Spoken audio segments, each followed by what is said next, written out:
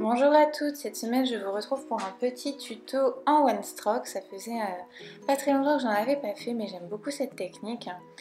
Donc j'ai appliqué sur mes ongles un vernis Ruby Wing qui change de couleur au soleil. Je me suis dit que j'allais profiter des derniers rayons de soleil de cet été pour poser un vernis comme ça. Ensuite j'ai pris de la peinture acrylique violette et sur les ongles sur lesquels je ne vais pas faire de one stroke, avec un pinceau fin j'ai simplement tracé une petite dentelle.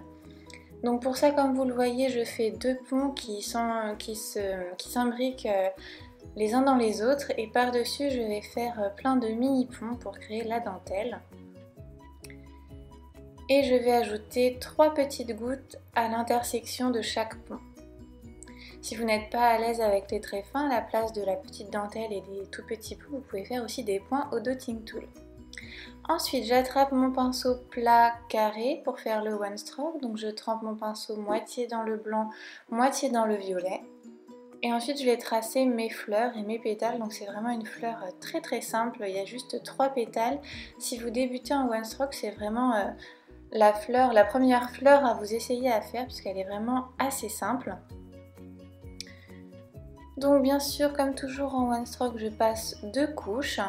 Ça va rendre les couleurs plus opaques et ça va vous permettre aussi de rectifier un petit peu vos traits si jamais vous avez un petit peu loupé ou que le tracé ne vous plaît pas, vous pouvez toujours le redéfinir.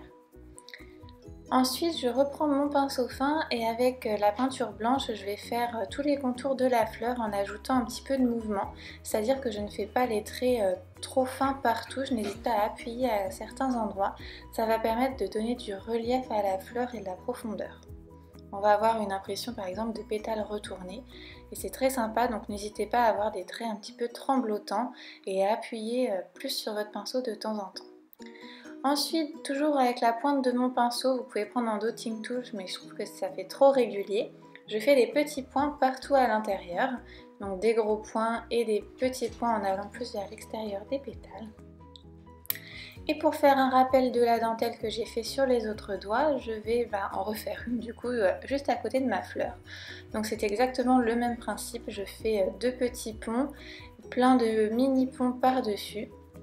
Donc pour réaliser des traits fins, il faut bien diluer votre peinture acrylique et matifier votre base de vernis, ce sera beaucoup plus facile. Je rajoute les petites gouttes. Et voilà, c'est déjà terminé, j'ai plus qu'à appliquer une bonne couche de top coat pour que tout ça tienne bien longtemps et protéger la peinture acrylique de l'eau.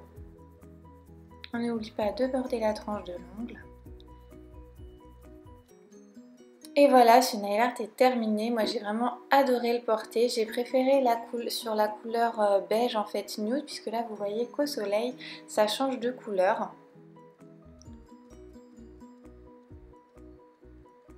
Voilà, c'est un vernis, il n'est pas thermique, hein, c'est un vernis qui réagit aux rayons des UV et non de la chaleur comme les vernis thermiques. Donc plus vous restez longtemps au soleil, plus votre vernis va devenir rouge. Voilà, ce tuto est terminé, j'espère qu'il vous aura plu et je vous donne rendez-vous la semaine prochaine pour un nouveau nail art. À bientôt!